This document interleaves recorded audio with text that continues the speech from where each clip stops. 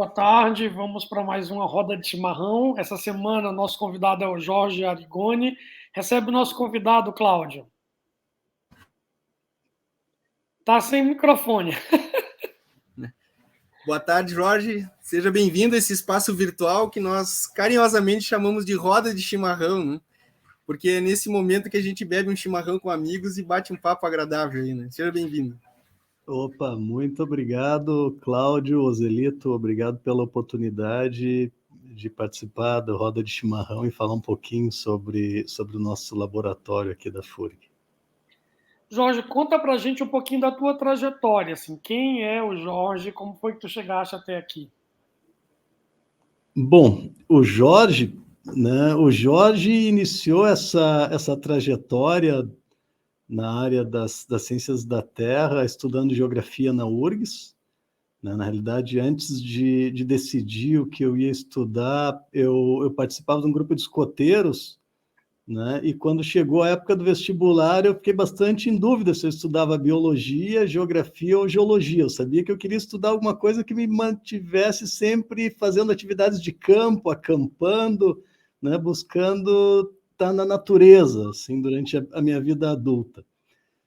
Então, eu decidi fazer geografia, né, depois de pensar bastante, entrei na geografia da URGS e durante o curso de geografia eu me interessei bastante pela parte física da geografia, né, relacionada aí à climatologia, geomorfologia, o estudo do ambiente através de imagens de satélite e etc.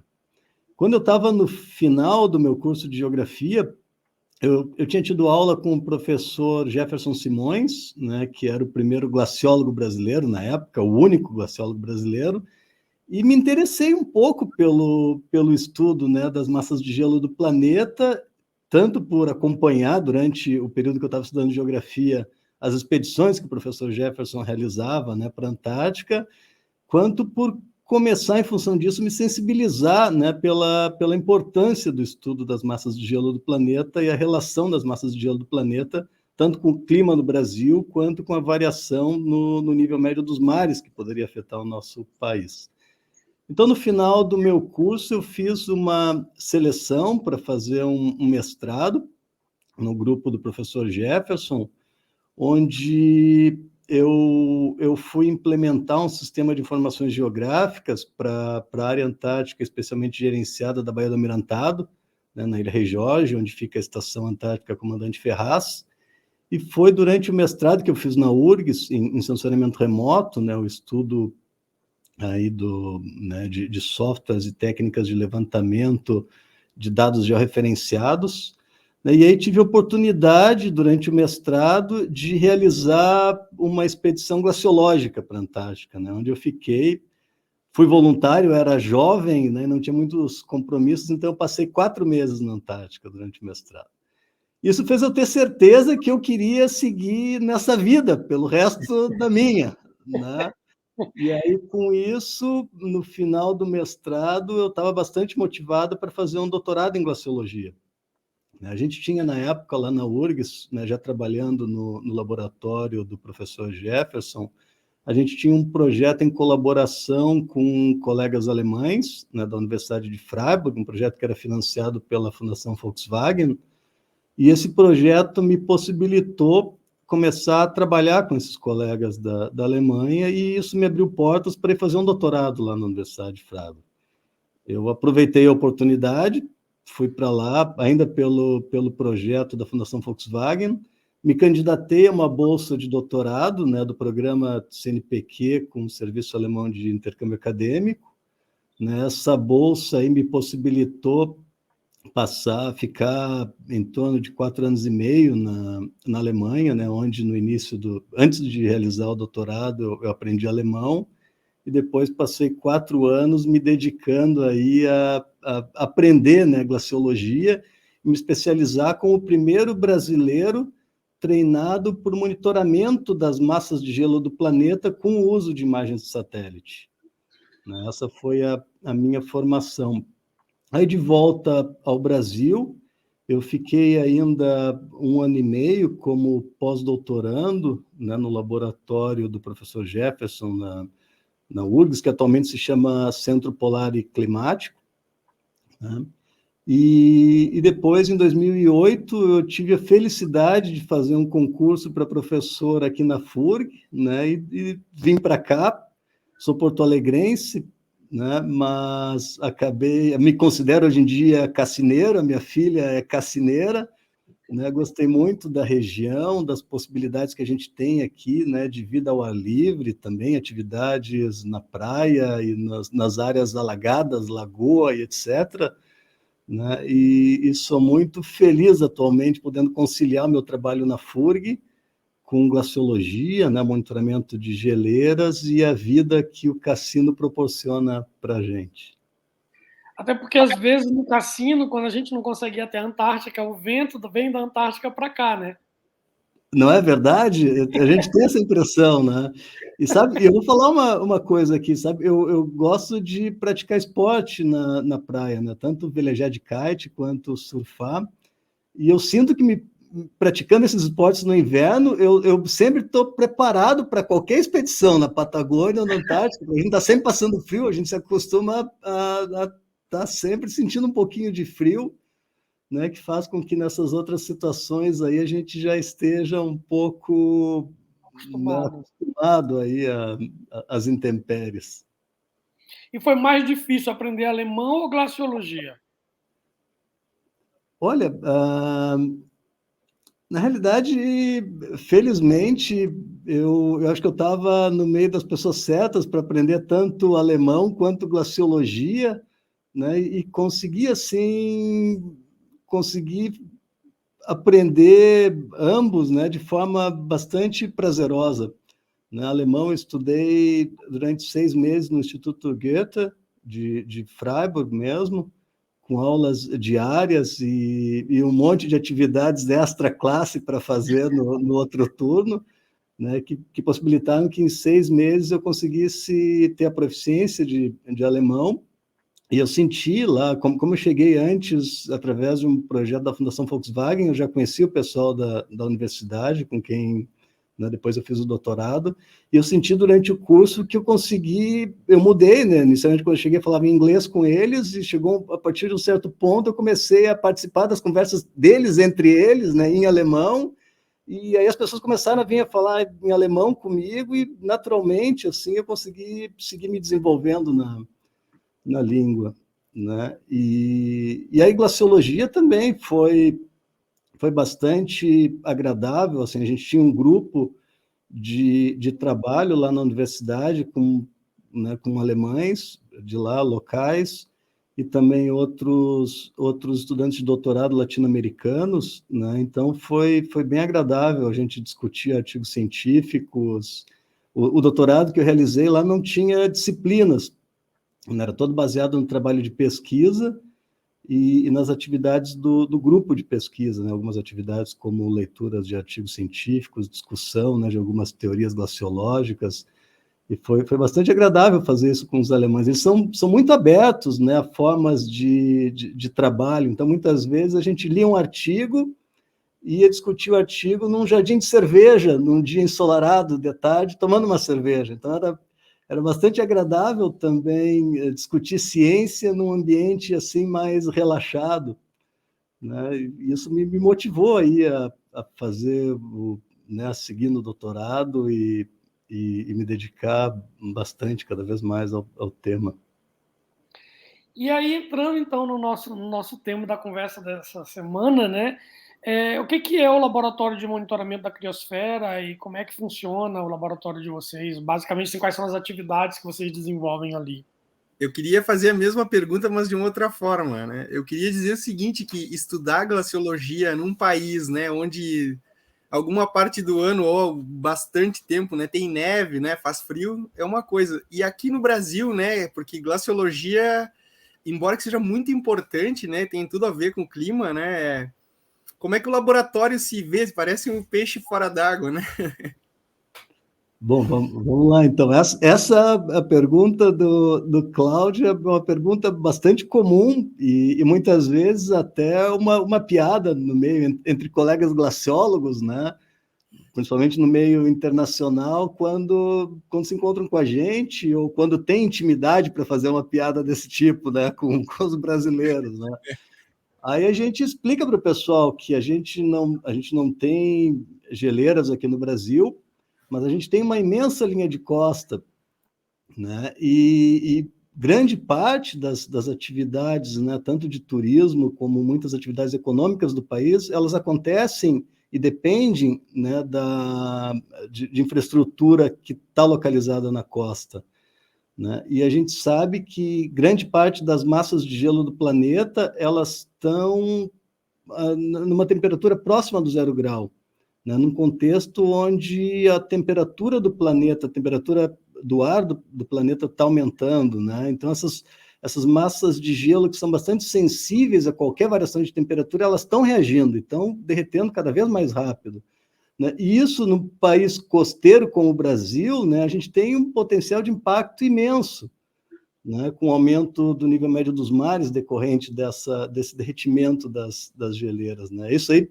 é um dos temas que a gente tem tentado cada vez mais, até no contexto do INCT da Criosfera, né, Instituto Nacional de Ciência e Tecnologia da Criosfera, a gente tem tentado sensibilizar, né, tanto os políticos quanto a opinião pública em geral, né, da importância dessas conexões entre os diferentes ambientes do planeta, né, mesmo que eles não estejam fisicamente próximos, né, uns dos outros, né? A gente vive num sistema onde uma mudança ambiental grande, né, ela acaba afetando outras regiões do planeta, como é o caso, né, do derretimento das massas de gelo, né, que afeta qualquer país, né, que tem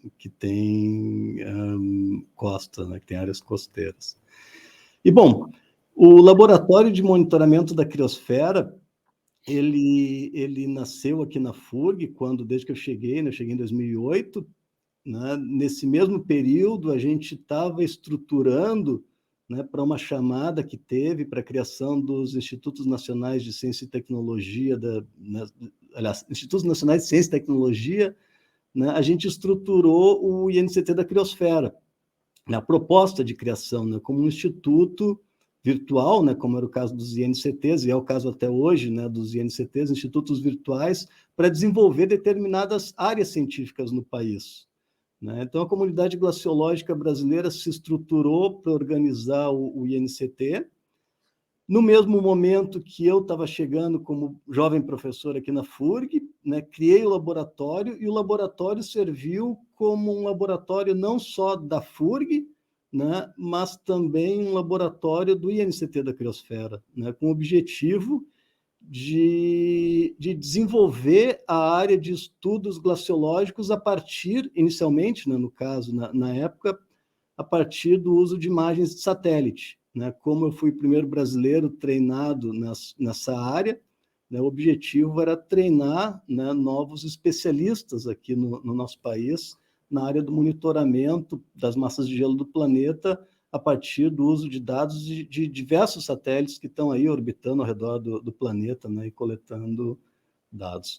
Então, eu tive bastante sorte de chegar aqui na FURG no momento onde a gente conseguiu aprovar, aí nessa chamada para os INCTs, né, aprovar o INCT da Criosfera, que me possibilitou, né, conseguir a infraestrutura necessária para a criação do laboratório, né, tanto de recursos computacionais, né, o processamento de imagens de satélite ele precisa de computadores, né, com um bom desempenho, né, e os dados satelitais atualmente, grande parte deles, e já em 2008 eles eram bastante gratuitos, né, disponíveis aí através de sites das agências espaciais internacionais ou através de chamadas dessas agências, né, para projetos de pesquisa, né, os quais são avaliados, né, da mesma forma que os projetos, né, que a gente submete para obtenção de recursos, né, diretamente, né, e então a gente consegue obter esses dados de forma gratuita, mas a gente precisa de equipamentos para processar e a gente precisa de recursos também para ir a campo, né, porque a gente desenvolve, então, algoritmos computacionais que permitem a gente extrair informações, né, das geleiras a partir dessas imagens de satélite, né, baseado aí em dados de campo que a gente coleta para validar esses métodos computacionais de análise das imagens de satélite. Nesse Então, contexto... vocês têm atividades lá, vocês vão efetivamente até a Antártica. É sempre na ilha do Rei Jorge ou tem outros pontos que vocês costumam ir? Vocês Não, mesmos, no laboratório. o laboratório, na realidade, a gente trabalha bastante tanto na Antártica quanto na Patagônia, né? A gente tem duas áreas, né, distintas de estudo. Na Antártica, a gente tem atuado bastante no interior da Antártica, né, na região da geleira Union, que fica a 1.000 quilômetros do Polo Sul, onde a gente teve a oportunidade, em 2011, de participar de uma grande expedição, né, organizada pelo INCT da Criosfera, para essa região, de diferentes grupos do INCT, né, iniciaram projetos de pesquisa por lá. Né. Com isso, a gente, na realidade, na minha equipe, dentro dessa expedição, eu convidei o meu colega de doutorado, que é glaciólogo do Instituto Antártico Chileno, né, o Dr. Ricardo Rania, a participar com a gente da expedição, e aí, baseado nessa experiência nossa, né, os chilenos eles estavam querendo instalar uma estação antártica bem próxima do Polo Sul, né, e procuraram o meu colega, que é glaciólogo do Instituto Antártico deles, né, para fornecer o apoio glaciológico para a escolha do lugar mais apto para essa estação. E aí ele me devolveu o convite, né, me convidou a participar com ele da escolha desse lugar. A gente buscou uma série de informações geográficas disponíveis, né, e escolheu uma área bem próxima da área onde a gente tinha atuado em 2011. Né? E aí os chilenos eles instalaram uma estação de verão, lá a Estação Científica Conjunta del Glaciar Unión, e desde 2013 a gente tem atuado com eles lá, né, através desse colega do Instituto Antártico Chileno, fornecendo tanto apoio para que a estação funcione durante o verão. Nessa região, né, todo o acampamento, desde da área da pista de pouso dos aviões, a área de operação com tratores e o acampamento, provavelmente dito, essa estação é basicamente um grande acampamento. Todo ocorre em cima de uma geleira, e é uma geleira com dimensões, uma geleira que tem 1,5 km de espessura, né, e à medida que o gelo vai fluindo, né, a porção superior da geleira ela vai se quebrando, né, formam fendas, e com o acúmulo da neve, essas fendas muitas vezes elas estão tapadas, né, que faz com que seja muito necessário ter um conhecimento glaciológico e um mapeamento das áreas sensíveis, né, para qualquer operação. E aí, em função disso, a gente fornece o apoio para essa estação científica chilena, em troca de apoio para pesquisas glaciológicas na região. Então vamos fazer o seguinte, para quem está assistindo a gente não conhece nada da Antártica, quando tu fala no verão, quais são as temperaturas no verão? Bom, lá no interior da Antártica, que a gente está falando aí de uma região que tem um ambiente bastante diferente do ambiente da periferia da Antártica, onde está a Ilha Rei Jorge, né, e a Estação Antártica Comandante Ferraz. A Estação Antártica Comandante Ferraz está a 62 graus sul de latitude, né? A geleira Union, essa outra região onde a gente está atuando, ela está a 80 graus sul, para ter uma ideia aí, né, de distância, de proximidade desse local com o Polo Sul. Né? Lá, na região da geleira Union, durante o verão, a gente tem temperaturas entre -10, -20 graus Celsius, com um vento constante. O vento é bastante similar ao vento aqui do Cassino nos dias mais ventosos. Então, é comum a gente trabalhar com sensação térmica de -30, -35 graus Celsius nessa região. Verão. No verão. E aí, no verão, né, em função de estar bastante ao sul, a gente tem 24 horas por dia de sol. Também é uma experiência geográfica bastante interessante, assim, o sol só dá voltas assim, no céu, né? E aí, no inverno, por outro lado, né, tem 24 horas de ausência de noite, de ausência de luz. Né? Então, os equipamentos que a gente deixa instalados por lá, né, a gente configura eles para que tenha carga de energia suficiente para funcionar durante o período, né, que não tem energia solar, porque geralmente nessas regiões extremas, nessas regiões, tanto na Patagônia quanto na Antártica, a gente instala equipamentos que funcionam, né, com painéis solares, né, para alimentar baterias e aí que alimentam os componentes que a gente instala. Bom, essa é uma das nossas áreas geográficas de atuação, né? E a gente tem, desde 2013, também a gente tem atuado com bastante regularidade na Patagônia, né? Tanto numa região próxima à cidade de Punta Arenas, para quem conhece um pouquinho da Patagônia, né? A gente tem uma área de estudo no Parque Nacional Torres del Paine, no Chile, e tem uma outra área de estudo até que envolve diversos outros parceiros internacionais, né? Além dos chilenos, estão envolvidos também colegas alemães e australianos, né? Numa área de estudo na Terra do Fogo, né? Onde a gente iniciou em 2013 um programa também de monitoramento de balanço de massa das geleiras, né? E treinamento de estudantes. E nessa região aí a gente tem conseguido levar bastante gente que nunca teve, por exemplo, experiência com estudos glaciológicos, né, para aprender um pouco tanto a questão da logística, né, tudo é diferente da gente trabalhar aqui no laboratório, por exemplo, no tipo de trabalho que a gente faz de monitoramento de dunas aqui na praia, onde a gente sai da FURG de viatura, vai ali, faz um levantamento com um drone, uma medida, né, um perfil de praia, alguma coisa assim. Se o tempo ficar ruim, a gente pega a viatura de novo, volta para a FURG, ou vai para casa, enfim.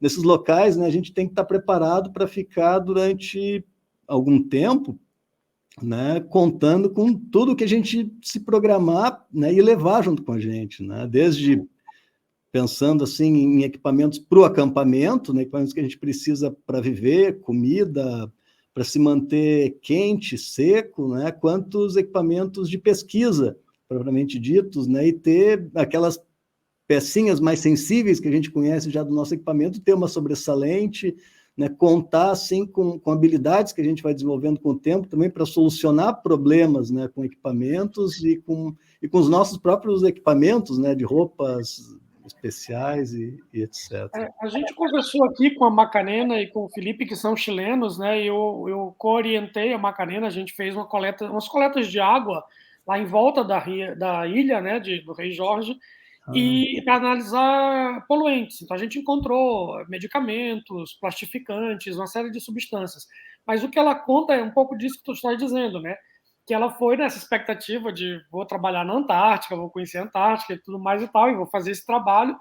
Mas quando você chega lá, o ambiente é muito inóspito, né? Então ela conta que a maior parte do tempo ela via a janelinha e ficava esperando dar bom tempo e as pessoas que trabalhavam junto com ela poderem ir com ela.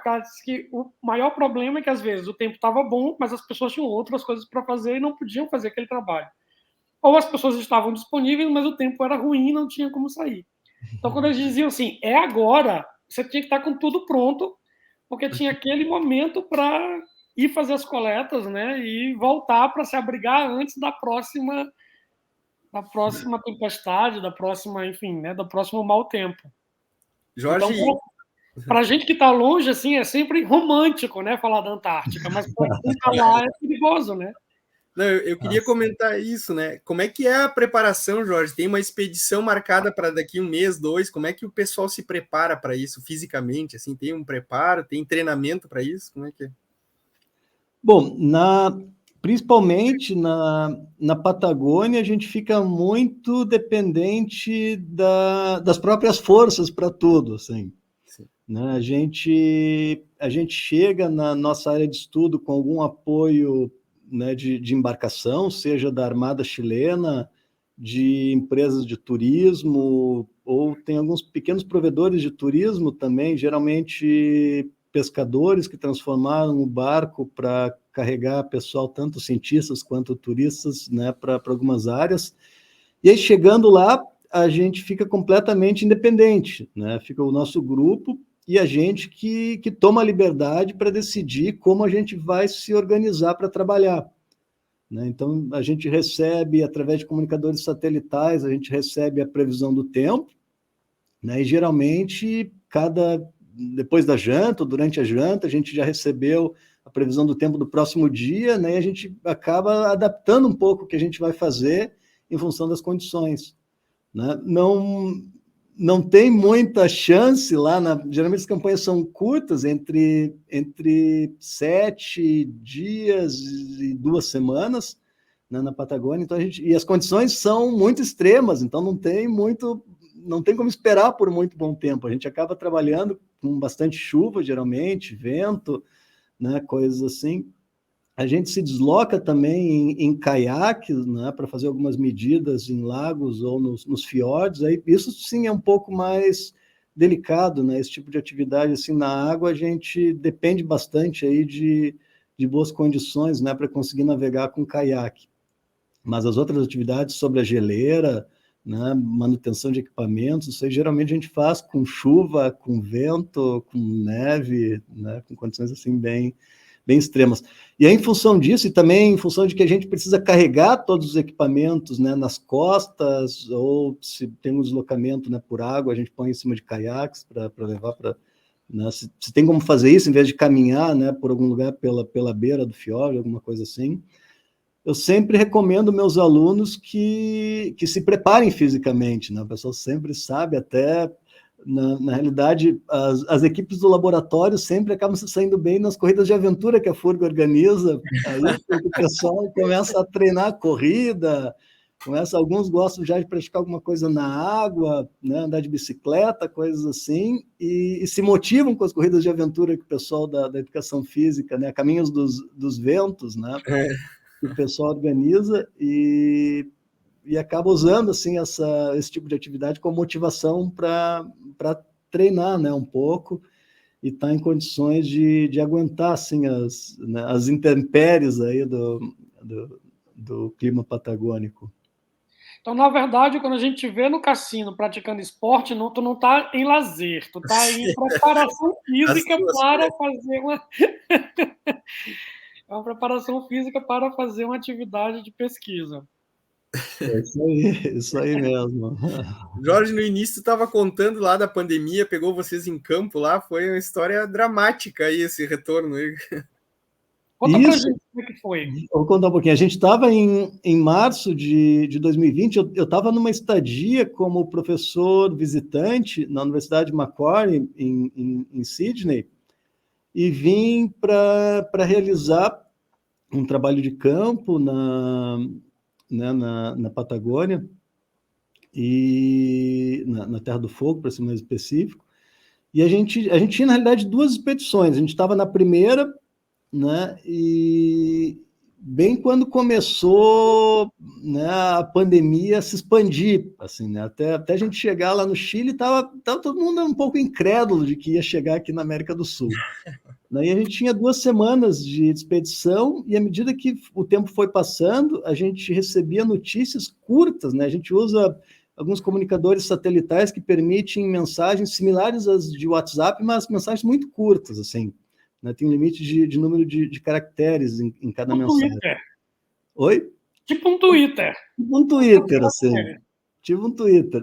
E aí a gente recebia, tinham colegas chilenos e colegas alemães também participando da expedição, a gente recebia, então, notícias aqui do Brasil, do Chile e ainda dos colegas australianos, né, com quem eu trabalho e estava lá, né, realizando a estadia, e colegas alemães também, tudo o que ia acontecendo em cada país. E a gente começou a se apavorar um pouco, assim, né, porque estava o negócio ficando feio. E a nossa segunda expedição ia ser com uma empresa de turismo, né, que a gente tem trabalhado bastante, uma empresa chilena, e eles, né, no meio da nossa expedição, a gente ficou sabendo que eles tinham tido alguns casos positivos a bordo de um dos navios, eles operam com 2 navios, e estavam com um navio de quarentena já. Aí eles suspenderam a operação do segundo navio e comunicaram os nossos colegas que eram os pontos de contato com eles, né, no período que a gente estava na expedição, comunicaram que não iam ter condições de nos prover apoio logístico para a segunda expedição. A gente já começou a pensar, opa, tá ficando sério o negócio. Aí que recebi notícias aqui da FURG, que a FURG tinha suspendido as aulas, né? Foi acontecendo coisas assim, a Austrália, onde eu estava, tinha fechado já as fronteiras para estrangeiros, né, que não tinham visto permanente no país. Então começou a ficar sério o negócio. Aí no dia que estava prevista a nossa retirada lá pela Armada Chilena, né? Eu cheguei em Punta Arenas já tentando trocar o meu ticket, né, de retorno que eu tinha, trocar aqui para o Brasil, e aí eu consegui, depois que cheguei na cidade, ainda sem tomar banho, com todo o meu equipamento, tudo sujo, consegui 2 horas depois estar embarcando num voo, né, para Santiago, e depois de Santiago aqui para o Brasil. Né? Foi assim, foi tudo muito rápido, os colegas alemães que estavam com a gente, eles não conseguiram, não se agilizaram tão rápido, acabaram ficando 3 dias, né, dormindo entre o aeroporto de Punta Arenas, depois em Santiago, até conseguir um voo de volta para a Alemanha. Foi assim, né, foi tudo muito rápido, né? E aí, com isso, a gente conseguiu visitar essa nossa área de estudo na Patagônia só agora em janeiro desse ano, né? Foi a primeira visita que a gente realizou depois de tanto tempo, e aí a gente encontrou equipamentos, né, que a gente instala, tanto estações meteorológicas quanto câmeras, né, time-lapse, que ficam tirando fotografias, né, da frente das geleiras, né, para medir a velocidade de fluxo, né? Alguns dos equipamentos não tiveram data logger, né, para armazenar tanta quantidade de dados, né? Outros equipamentos tiveram problemas com baterias, coisas assim, eles têm painéis solares, tudo, mas eles geralmente a gente faz manutenção a cada 6 meses desses equipamentos, né? Então, eles não tinham, assim, não estavam preparados para aguentar tanto tempo, né? Tanto armazenando dados, quanto, né? Sempre tem alguns probleminhas que surgem, né, em função de umidade extrema, né, do ambiente, coisas assim, que possibilitaram que a gente tivesse aí, né, só uma coleta parcial de dados durante esse período da pandemia. Muitos dados foram realmente perdidos, então. Muitos foram perdidos, exatamente. E quando ele não tem esses data loggers, eles substituem os dados antigos por dados novos ou eles param de coletar dados? Então, as estações meteorológicas, a gente configura elas para elas começarem a gravar sobre os registros mais antigos. Então, a gente perdeu alguns registros mais antigos. Uhum. Na realidade, só uma estação que a gente não tem, algumas delas a gente tem transmissão dos dados via satelital, aí a gente recebeu pelo menos parte dos dados, né? A gente recebe via satélite e não perdeu tudo. Mas as fotografias, né, dessas câmeras time-lapse, isso aí é um volume de dados muito grande para enviar por link satelital. Aí a gente teve perda parcial de dados de algumas, outras pararam de funcionar em algum determinado período, assim, por umidade no sistema. E eu lembro, tinha um aluno aqui do doutorado que estava desenvolvendo um sensor para medir quanto derretia, que isso ficava colocado em cima da geleira, se eu não estiver enganado, né? E esse trabalho continua acontecendo? Ele continua sendo monitorado? Ou isso parou? Como é que está isso? Sim, é um dos tipos de medidas clássicas da glaciologia, né? A gente mede o derretimento superficial, que a gente chama de ablação superficial, né, em glaciologia, né, através de medidas feitas diretamente na superfície das geleiras, né? E o trabalho do Guilherme Neto, né, meu aluno de doutorado, que desenvolveu um sistema que nos possibilitou a gente melhorar a resolução com a qual a gente mede essa mudança na espessura das geleiras, né? Foi bastante interessante o trabalho, os equipamentos desenvolvidos pelo Guilherme seguem funcionando, né? E só que esse tipo de medida, né, que a gente faz diretamente na superfície das geleiras, essa sim a gente precisa realmente reinstalar os equipamentos, né, a cada certo... Geralmente a gente planeja para fazer isso pelo menos uma vez por ano, né? A gente faz uma perfuração, instala, né, a gente instala, né, geralmente canos de PVC, né, e vai medindo quanto eles vão ficando para fora, né, e com isso tem uma ideia do derretimento da geleza. Só que nesse período aí, todas essas estações glaciológicas que a gente tinha instaladas, elas acabaram ficando fora do gelo, né? A gente perdeu aí o sinal do derretimento, né, com o tempo, né, o tempo cronológico que a gente não conseguiu manter aí das medidas. E também há risco desses equipamentos tombarem, né, por conta de que derrete de um jeito ou do outro. Tem a história do movimento que tu falaste lá na Antártica, que embaixo da geleira também tem movimento, né? E ela acaba... Exatamente. Isso e... até foi parte do trabalho de doutorado desse mesmo aluno, né? Se baseou no desenvolvimento de uma estação meteorológica de baixo custo, e também bem leve, para a gente conseguir transportar facilmente e instalar nas superfícies das geleiras sem ter grandes perdas, né? A gente utiliza geralmente umas estações meteorológicas bastante robustas, né, que tem um preço aí ao redor de $20 mil, né? E uma delas que a gente instalou em 2013 e manteve até 2018, né, na superfície de uma geleira, a gente encontrou ela já caída, né, a gente encontrou ela dentro de uma fenda uma vez, né, e aí isso foi um pouco da motivação que nos levou a buscar um equipamento de baixo custo, né, que a gente consegue aí atualmente desenvolver com menos de $2 mil, né, ou seja, 10 vezes menos que o custo de uma estação convencional, né? A gente conseguiu também medir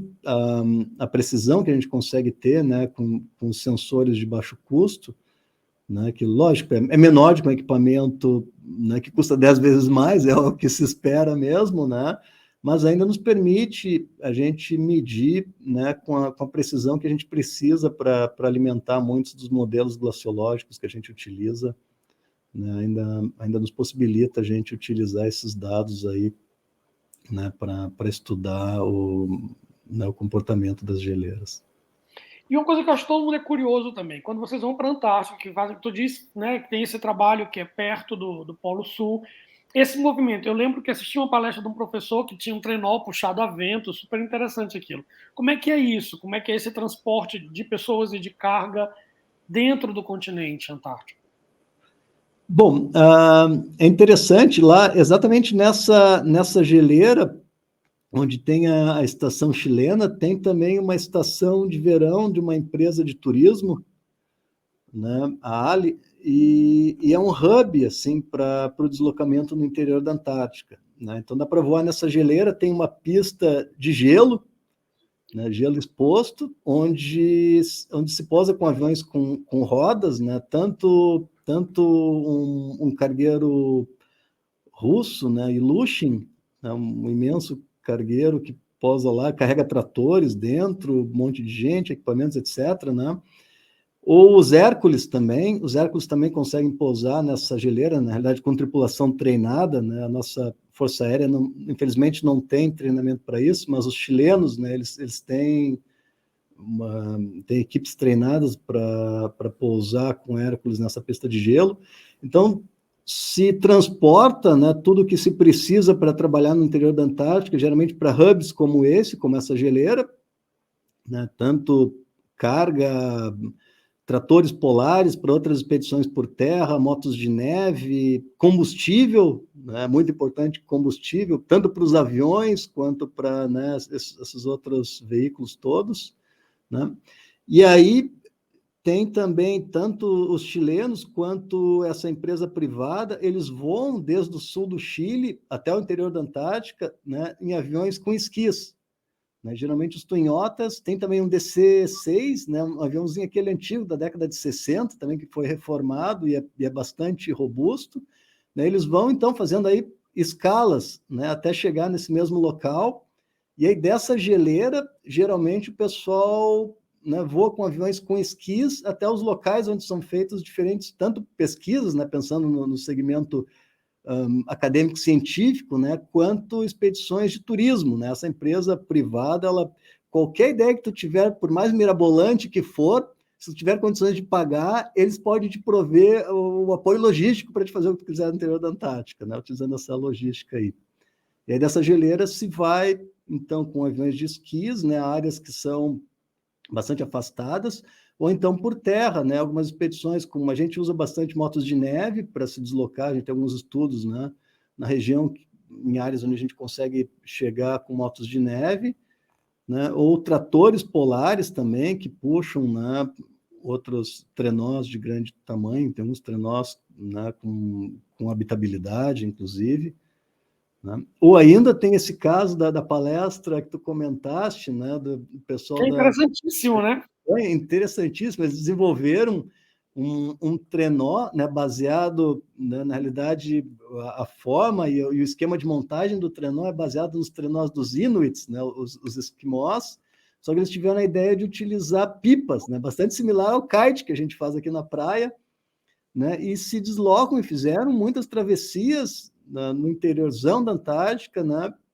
utilizando e mapeando, né, os ventos, fazendo todo um planejamento, né, para conhecer os ventos, a climatologia dos ventos na Antártica, e só utilizando o vento como força aí, né, para movimentar o trenó. Também muito interessante. Então, basicamente, é assim que funcionam as expedições no interior da Antártica. Tem esses hubs, né? Esse é um grande hub, tem outros locais ao redor da Antártica também, onde o pessoal voa com esses aviões de grande porte, né? E aí de lá se distribuem, né, as diferentes expedições, utilizando tanto tratores, motos de neve ou esses outros aviãozinhos, né, com esquis.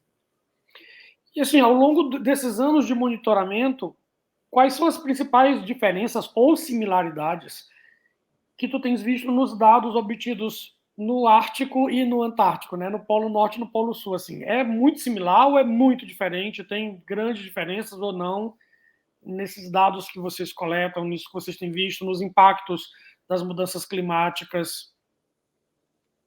Bom, as áreas, tem algumas regiões, a gente teve também recentemente um projeto de colaboração com colegas da Academia Russa de Ciências e também do Instituto Indiano de Tecnologia de Mumbai, né? O projeto foi financiado por um edital dos BRICS, né? Aqui no Brasil financiado pelo CNPq e aí as outras agências dos BRICS, e a gente teve a possibilidade de, junto com os colegas indianos e russos, né, de desenvolver métodos, né, novos métodos para análise de imagens de satélite, né, e as áreas de estudo que a gente teve no projeto, né, elas estavam localizadas tanto na periferia da Antártica, na Patagônia, como no Ártico.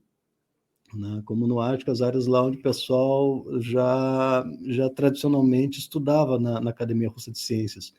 Então, a gente conseguiu fazer algumas comparações, assim, algumas áreas, né, do Ártico russo e de Svalbard, por exemplo, elas são bastante similares, né, às áreas da periferia da Antártica, né, como a Ilha Regiógia, as outras Shetlands do Sul, região da Península Antártica, também é uma região que a gente tem também se debruçado, né, sobre ela, né, durante o período de existência do Laboratório de Monitoramento da Criosfera da FURG, a gente gerou também a gente formou bastante gente trabalhando com dados da Península Antártica e gerou muitos artigos científicos, também conseguiu realizar o primeiro grande inventário das geleiras da Península Antártica, né, onde a gente mapeou mais de 1.000 geleiras, né, e utilizando métodos automáticos, a gente conseguiu extrair informações dinâmicas dessas geleiras, né, também para alimentar um grande projeto internacional de monitoramento de geleiras através de imagens de satélite.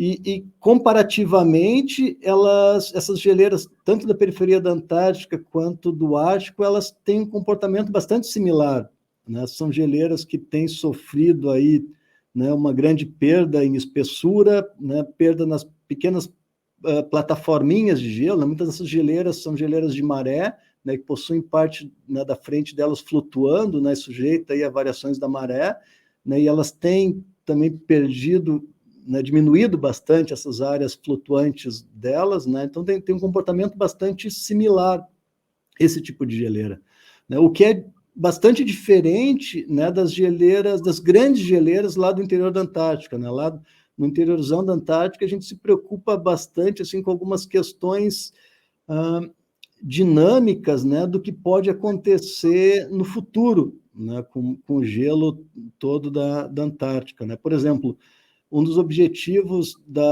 dessa expedição que a gente realizou em 2011 foi levar, né, a glaciologia do Brasil para o interior da Antártica, para a gente conseguir se preocupar com as grandes questões glaciológicas, né, sobre o futuro do manto de gelo da Antártica. Né? Tem uma porção da Antártica Ocidental, né, essa região da Antártica que acaba indo em direção à Península Antártica, né, como se fosse a Península Antártica é como se fosse uma continuação aqui, né, da América do Sul, né, se for pegar todo esse... dedinho se apontando assim, né? Exatamente, é. América do Sul, Península Antártica, né, se a gente seguir a Península Antártica mais para o sul, essa região do manto de gelo da Antártica, né, que conecta a Península Antártica com o manto de gelo da Antártica, ela é o que a gente chama de Antártica Ocidental, né? E essa porção do manto de gelo da Antártica tem aí, né, em alguns locais, até 3.000 metros de espessura, né? E essa região, ela tem em grande parte dela, né, o contato do gelo com a rocha abaixo do nível médio dos mares, né? E numa região, até se a gente for um pouquinho mais, né, para uma porção específica dela, tem umas grandes plataformas de gelo, numa região onde o oceano ao redor está aquecendo, né, e está tendo intrusão de água mais quente, né, para baixo dessas gigantescas plataformas de gelo, né? Então, na verdade, nessa parte da Antártica que tu estás mencionando, o continente em si ele está abaixo do nível do mar. Exatamente, está abaixo do nível do mar. Aqui em cima dele o que tem é gelo. Que tem gelo. E aí o que está acontecendo? Se ali, ele estaria, na verdade, submerso. Exatamente. Se não tivesse gelo, estaria submerso. E essa área, né, ela tem realmente plataformas de gelo gigantescas que contêm o fluxo do manto de gelo da Antártica, né? Elas fazem com que o fluxo seja mais lento. E o que está acontecendo? O pessoal já tem conseguido medir, através também de dados satelitais, né, que essa água mais quente que está entrando embaixo das plataformas, ela tem derretido por baixo das plataformas de gelo, né, e tem algumas teorias, né, que dizem que o manto de gelo da Antártica pode desestabilizar exatamente nessas porções, porque elas podem se tornar tão finas, né, que pode acontecer que nem algumas plataformas de gelo da Península Antártica, né, que desde 2002 a gente teve uma série de processos catastróficos aí de destabilização, né, e rompimento de plataformas de gelo na Península Antártica. Então tem algumas teorias que dizem que isso pode acontecer com essas plataformas de gelo mais ao sul, né, da Antártica Ocidental, que pode gerar condições para o manto de gelo da Antártica fluir muito mais rápido do que ele tem fluído atualmente, né, e pode aumentar bastante aí o nível médio dos mares, com toda essa massa de gelo que pode chegar no oceano. É uma teoria catastrófica, mas o IPCC, no último relatório de 2021, agora, ele está considerando até nas estimativas, né, do que pode acontecer com o gelo do planeta até o fim do século, né, ele tem considerado essa possibilidade aí de mudança na estabilidade do manto de gelo da Antártica em função de algum evento catastrófico desse. E esses ciclos de aquecimento e resfriamento do Pacífico, né, que levam ao El Niño, Laninha, eles afetam? Ou não chega a afetar a Antártica? Sim, não, afetam, eles afetam bastante, né, a precipitação, o regime de ventos, né, e as geleiras, principalmente essas geleiras da periferia da Antártica, né, elas, como eu comentei antes, elas têm o gelo, né, muito próximo do 0 grau, né, então elas estão muito sujeitas a qualquer mudança, sabe? Qualquer período de poucos anos, assim, com uma anomalia de temperatura já faz com que elas respondam muito rápido. Sabe?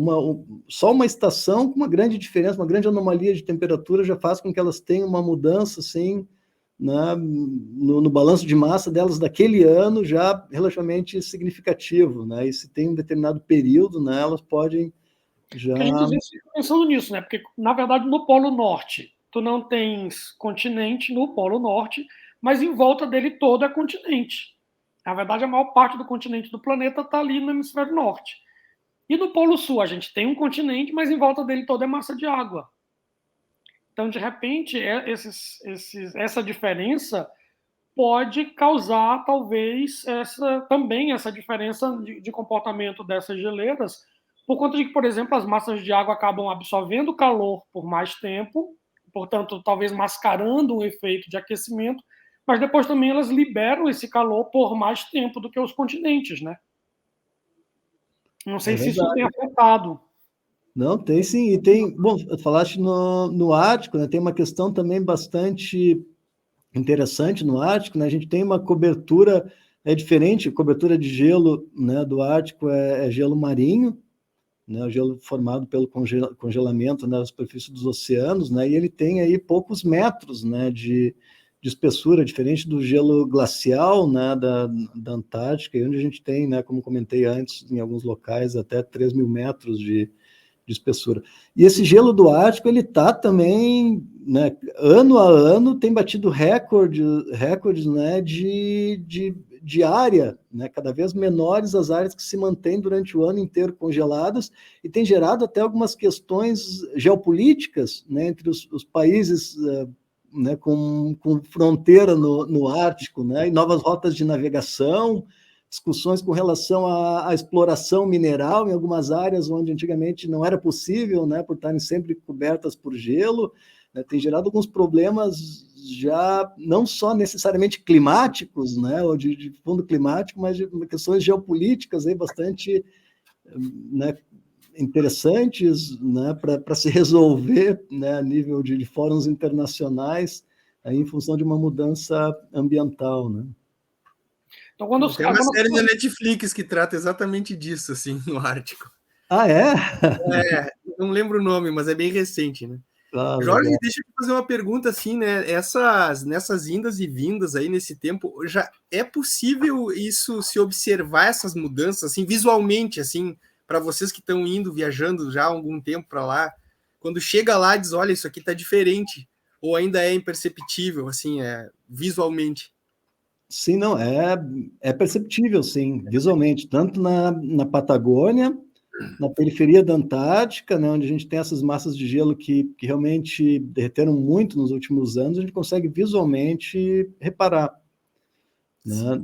Consegue, anualmente, de um ano para o outro, tu consegue verificar que a geleira perdeu espessura, porque elas, principalmente na Patagônia, as geleiras elas perdem em torno de 10, 12 metros de espessura por ano. Então, isso é numa escala que a gente consegue visualmente lembrar, ou depois pegar uma foto Uma do outro foto, ano, estava aqui a geleira e agora já está. diminuiu, né? Isso é muito comum. A gente chega lá e começa entre o pessoal, olha ali, olha aquela parte da geleira que ia até ali, já não está mais. Visualmente consegue reparar. É impressionante. E tem até uma das outras regiões onde a gente atua, né, que fica dentro de um parque no Chile, Parque Nacional Torres del Paine, que é o segundo parque mais visitado no Chile, parque que realmente tem uma visitação muito grande de turistas do mundo inteiro, e eles têm muitos programas, né, e empresas explorando passeios, né, na geleira, caminhada na geleira, atividade de caiaque próximo à frente da geleira, coisa assim, e eles têm que, cada poucos anos, eles têm que mudar as rotas de entrada na geleira, eles têm que adaptar a logística deles local em função do que vai acontecendo com a geleira. A geleira cada vez, a frente da geleira cada vez mais longe dos locais de onde eles chegavam e coisas assim também. E aí, na tua experiência, né, assim, acompanhando isso, e as pessoas ainda tem gente que não acredita em mudanças climáticas. Então, o que tu tens para dizer sobre isso, né? Como cientista que trabalha diretamente com isso, o que tu tens para dizer para as pessoas que ainda duvidam da possibilidade de que isso esteja acontecendo, por exemplo? Ou de que isso seja culpa nossa, né? De que seja resultado das nossas atividades. Agora eu te botei na saia justa, vai. Não, eu acho, eu acredito bastante, né, num tipo de mudança que a gente pode fazer até no aquele trabalho de formiguinha, né? Que, bom, com relação a não acreditar nisso, assim, é incrível, né, que atualmente existam pessoas, né, com todo o acesso a informações que a gente tem, acesso a dados científicos medidos né, por grupos de diferentes países do mundo, dados também que estão nos relatórios, né, oficiais de agências como a ONU, né, como os relatórios do painel intergovernamental sobre mudanças climáticas da ONU, do IPCC, né, dados compilados, né, de diferentes fontes, de todos os artigos científicos publicados sobre os temas nos últimos anos. Ou seja, são dados que não dependem de um determinado governo, de viés político nenhum, né, são dados que estão isentos, né, e estão aí disponíveis, né, e tem relatórios ou resumos dos relatórios em diferentes idiomas, né, dados que estão acessíveis para todo mundo. Então, é um pouco inacreditável que as pessoas, né, às vezes, queiram acreditar em outras teorias, assim, que muitas vezes são apresentadas por pseudocientistas, né, sem respaldo na comunidade científica. Nenhum dado, né? Sem nenhum dado, é só uma opinião. Só uma opinião, exatamente. Isso é um pouco inacreditável, por um lado, né? Por outro, agora pensando na gente que está sensível a isso, né? E as pessoas que pensam assim, mas não adianta eu mudar a forma como eu consumo energia, né? Porque a empresa tal está consumindo muito mais do que eu. Eu acredito um pouco no trabalho de formiguinha, que se cada um de nós, né, mudar um pouco a nossa forma de consumo, de uso de energia e ir mostrando para os nossos filhos, né, que eles podem consumir um produto, né, um veículo, etc., que vai utilizar menos combustíveis fósseis, né, na sua fabricação, etc., eu acho que a gente pode chegar num outro, né, assim, num outro patamar de uso dos recursos do planeta. Né? Precisa, assim, uma sensibilização muito grande, lógico, é preciso que a gente tenha políticas governamentais para isso, né? Infelizmente, atualmente, em 2022, a gente não tem, por exemplo, nenhuma linha de financiamento para residências domésticas, né? que tenha juros mais baixos para quem vai construir uma casa passiva, por exemplo, uma casa que não vai, né, jogar energia fora, né? Que vai utilizar materiais sustentáveis, né, um bom isolamento térmico, etc. Aqui no Brasil, por exemplo, a gente não tem uma linha de financiamento para isso, né? Então Ao a gente precisa. contrário, né? Agora a gente vai começar a taxar quem usa energia solar, por exemplo. Não, isso é um absurdo. Políticas como essas assim desestimulam completamente, né, iniciativas assim de pequena escala, né? Porque eu acho que é preciso que a gente tenha assim uma conscientização e mudança, né, no uso dos recursos numa escala pequena para que se consiga atingir algo grande, né? Porque se as pessoas não mudarem a forma delas enxergarem a relação com o consumo, né? No fim, não são as empresas que estão vendendo determinado produto que vão elas por elas, né, tomar uma iniciativa para isso, né?